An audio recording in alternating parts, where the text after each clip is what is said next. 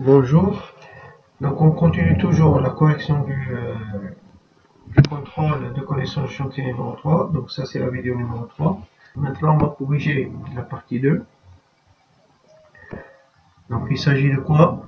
C'est un schéma de puissance qui permet d'avoir des résistances ou bien couplées en étoile ou bien couplées en triangle. C'est-à-dire pour avoir le mode confort, c'est-à-dire une grosse puissance et un mode réduit, une petite puissance. Donc on verra vers la fin quel est le couplage qui permet d'avoir le mode confort et quel est le couplage qui permet d'avoir le mode réduit. C'est pas une question qui est demandée, mais bon, c'est un plus que je ferai dans cette vidéo. Bon, donc c'est un schéma de puissance de chauffage industriel où on a le récepteur 3 résistances qui sont identiques et je veux à la fois le coupler en étoile et en triangle après. Donc je fais à peu près comme démarrage étoile triangle, mais ici c'est pas un démarrage étoile triangle, c'est juste je peux avoir dans le circuit de commande un interrupteur où une fois on ferme ce contacteur, on couple les trois résistances en étoile pour avoir un mode de chauffage et je peux commuter un autre mode pour avoir des résistances couplées en triangle et on verra que il y a deux modes différents. Voilà, il y a un où le chauffage, on va dire où la puissance du chauffage c'est plus grand. Voilà. Donc ici, vous avez déjà, je vous ai fourni le schéma de principe. Donc ici, couplage étoile, donc les trois résistances, on les voit en étoile. Et couplage triangle, ils forment un triangle. Alors je rappelle, ces montages-là, vous les avez déjà fait avec Madame Cordoba pendant les TD. Il fallait juste, au lieu d'utiliser les résistances, on utilise des lampes. Donc ici on a trois lampes identiques ou trois résistances identiques ou trois récepteurs identiques. On dit que c'est un montage triphasé équilibré. Ici c'est pareil, montage triangle équilibré. Alors, donc vous allez voir, je vais faire étape par étape pour la compréhension et pour aller vite. Donc ici qu'est-ce que je fais? Deuxième étape, j'ai repéré. Donc pour faciliter les choses, la première résistance, j'ai mis des bornes 1 et 2. Donc on voit ici 1 et 2. Sachant que le 1, regardez, quand KM2 il est fermé, il est relié à L1. Donc ici, le 1 de la résistance, la première résistance, il est relié à 1, à phase 1. La deuxième résistance, donc la borne 3, elle est reliée à la phase 2. Donc ici, la borne 3, elle est reliée à la phase 2. Et la troisième, c'est 5 et 6. Donc le 5, il est bien relié à la phase 3. Donc quand KM2, ça c'est ce qu'on appelle le contact de ligne, quand il se ferme, et bien je vais alimenter, on va dire, les trois résistances. Ici c'est pareil. La première résistance, le 1, il est relié à la phase 1. La 3, ici elle est reliée à la phase 2. Et la 5, là, elle est reliée à la phase 3. Maintenant, ce principe-là, les trois résistances qui sont en étoile, je vais les disposer en ligne comme le récepteur. Et on verra après, ici, je vais rajouter le contacteur. Donc comment je vais câbler le contacteur KM22 pour avoir les trois résistances en étoile. Comment je vais câbler KM21 pour avoir les trois résistances en triangle. Donc ici, qu'est-ce que je vois? Quand je prends ici les trois résistances, en étoile, je vois que la borne 2, la borne 4, la borne 6, ils sont reliés. Donc là, 2 et 4 et 6, ils sont reliés. Voilà, donc je relie. Ici en triangle, qu'est-ce que je vois? Si j'essaie de regarder bien, la borne 1, elle est reliée à la borne 6. Ça veut dire la borne 1 là, ici, je dois la relier au 6. Après, la 3 ici, de cette résistance-là, la 3, il est relié au 2. Donc la 3, elle est reliée au 2. Qu'est-ce que je vois ici? La 5, là, elle est reliée au 4. Donc la 5, elle est reliée au 4. Donc finalement, j'aurai ce schéma. Voilà. Donc ce schéma, il correspond à ce schéma, et ce schéma, il correspond à ce schéma. Une fois ça, et bien le reste, c'est très facile. Donc ici, au lieu d'avoir un couplage avec des fils, je vais utiliser quand même le contacteur. Donc ça, on l'a fait à l'atelier. Donc ici, il suffit juste de relier ici, là. Donc là, j'utilise le contacteur. C'est la même chose. Quand le contacteur il est fermé, à ce moment-là, j'ai la même chose qu'ici. Ici, qu'est-ce que j'ai? On voit bien que je peux avoir un pôle, hein, ça on appelle un pôle. Donc je peux avoir un pôle d'un contacteur ici, le deuxième pôle ici, troisième pôle ici. Donc après, hop, donc qu'est-ce que j'ai fait? Regardez, la 1, elle est reliée au 6, donc la 1, quand le contacteur il se ferme, elle est reliée au 6. La 3, quand le contacteur il est fermé, il est relié à 2, donc la 3, il est relié à 2. Et la 5, là, ici, quand le contacteur est fermé, il est relié au 4. Voilà. Donc franchement, c'est très facile. Si vous prenez cette méthode-là, à repérer quels que soient les récepteurs, à faire des repérages, et à utiliser les principes, les schémas de principe, après il faut être rigoureux et il n'y a pas de souci. Donc ici, maintenant, qu'est-ce que je fais? De là, je vais câbler ici, donc finalement, eh bien, j'ai ce schéma. Voilà. Voilà la solution de cet exercice. Maintenant, je vais aller un peu plus loin pour vous montrer quel est le au niveau puissance, c'est-à-dire c'est quoi le mode réduit, c'est quoi le mode plein. Donc pour aller un peu plus loin, on va faire un peu d'électro. Allez, je vais agrandir. On a une résistance parcourue par un courant électrique I et elle est soumise à une tension U. Donc ça c'est un circuit basique. Donc qu'est-ce qu'on peut dire? La loi d'Ohm, donc U est égal à R fois I. Si je donne un exemple,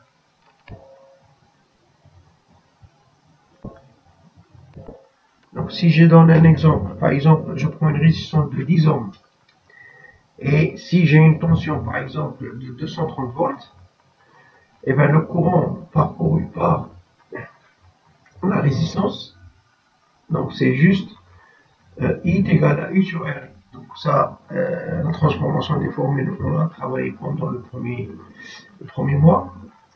Donc 230 divisé par 10, on trouve 23 ampères. La question que je me pose maintenant, quelle est la puissance produite par cette résistance? Alors, je rappelle la formule. Donc on rappelle la formule, la puissance P en monophasé est égale à U fois I. Donc c'est 230 multiplié par 23 ampères. Je trouve c'est 1290 watts. Maintenant, cette même puissance, on peut l'avoir autrement. D'accord? Sans passer par le couple. Donc là, si on a par exemple une tension U 230 comme là, une résistance R, est-ce que je peux calculer la puissance produite sans passer par le calcul de I? Alors, vous allez voir, c'est quelque chose que normalement vous avez fait. Donc là, qu'est-ce qu'on a? La puissance, on connaît la formule, la puissance c'est U fois I. Donc, je remplace I par U sur R. Donc, U multiplié par U divisé par R. Je me retrouve par U carré sur R. Donc, ce qu'il faut retenir, c'est que quand j'ai une résistance, j'ai la tension. Directement, la formule de la puissance, c'est U carré sur R. c'est-à-dire la tension au borne de la résistance multipliée au carré divisé par la résistance ou la valeur de la résistance. Donc là, si vous faites 230 au carré divisé par 10, vous allez trouver 5290. Maintenant, je reviens à mon montage. Là, j'ai un montage des résistances triphasées en étoile. Donc ici, entre la phase 1 et la phase 2, on a la tension U qui est 400 volts. D'accord? C'est ce qu'on appelle tension composée. Maintenant, quelle est la tension au bord de la résistance? Vous voyez bien que la résistance, elle est branchée sur la phase 1 et sur celui-là qu'on appelle le neutre. Vous avez fait avec Madame Cordova pour un TD.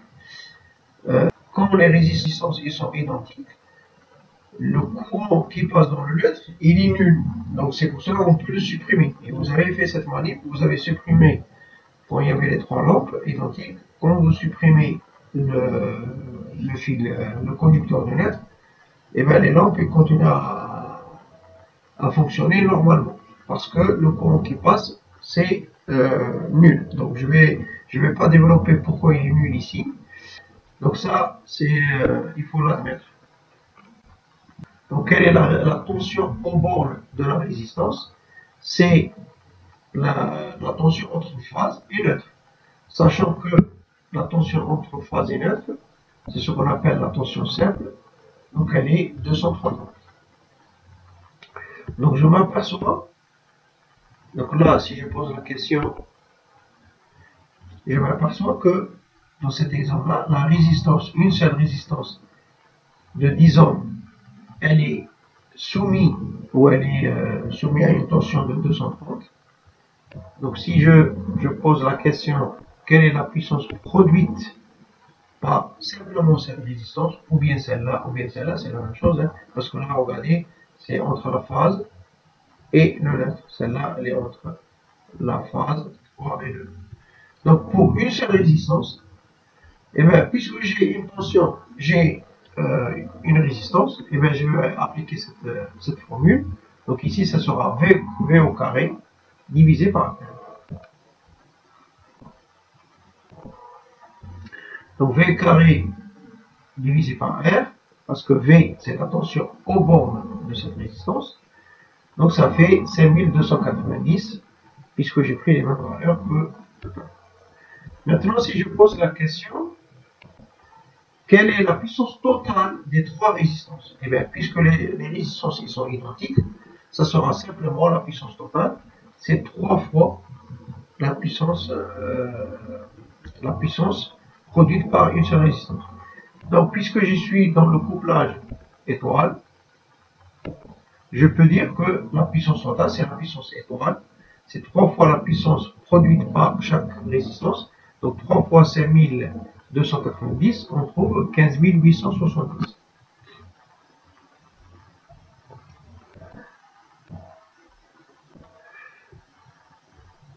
Maintenant,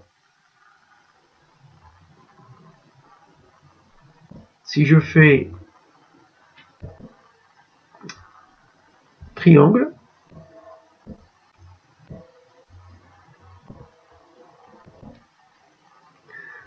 je vois ici toujours, si on prend entre phase 1 et phase 2, 400 volts, ici je m'aperçois que la résistance, elle est branchée entre une phase et l'autre phase. Donc ici j'ai 400 volts. Là c'est pareil, j'ai une phase et la deuxième phase. Voilà. Donc ici je peux dire que quelle est la tension au bornes de chaque résistance en couplage triangle, c'est entre deux phases, donc c'est 400 volts. Donc si j'applique la même règle, je me retrouve que j'ai une résistance de 10 ohms, toujours, ça ne change pas, et j'ai maintenant une tension de 400. Et bien, quelle est la puissance? Quelle est la puissance produite par une résistance? Ça sera U carré hein, on applique la formule, divisé par R. Donc si je fais 400 au carré divisé par 10, je trouve 16 000. Alors, on va le faire rapidement. Donc 400 multiplié par 400 divisé par 10 est égal à 16 000. D'accord?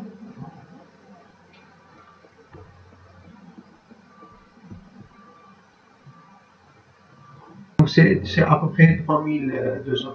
Bon, si je prends ici réellement, parce que entre U et V, il y a un racine de 3, je vais retrouver la même chose. Bon, c'est pas le but de cette vidéo. Donc là, si je pose la même question, quelle est la puissance totale produite par les résistances, puisqu'ils sont en couplage triangle, donc je mets couplage triangle, donc je m'aperçois 3 fois 16 000, je me retrouve à 48 000. En fait, je me trouve que la puissance totale couplage triangle, c'est 3 fois la puissance totale pour le couplage étroit. Ça, c'est un résultat très important à retenir. Puissance du chauffage en couplage triangle est égale 3 fois la puissance du chauffage en couplage étroit. Alors, si je me pose la même question par rapport au courant, pardon. Donc là, qu'est-ce que je peux dire? Que le mode confort, c'est le couplage triangle, puisque la puissance est très importante, et le mode réduit, c'est le couplage étroit. Si je me pose la même question par rapport au courant, je ne vais pas rentrer dans les détails, mais on a la même démonstration. Je m'aperçois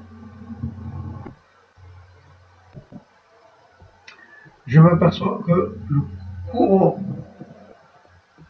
de ligne, là, celui-là, le courant ici, là, le courant ici, en couplage triangle, il est 3 fois le courant qui passe ici. D'accord? Et ça c'est ce qu'on a expliqué. On va dire, on a dit par exemple le courant de démarrage en étroit triangle, il est divisé par 3 par rapport au courant de démarrage direct. D'accord? Voilà, j'espère que vous avez compris. On aura l'occasion d'avoir des exercices, des QCM, on va dire, pour bien s'entraîner et comprendre et assimiler un petit peu toutes ces histoires de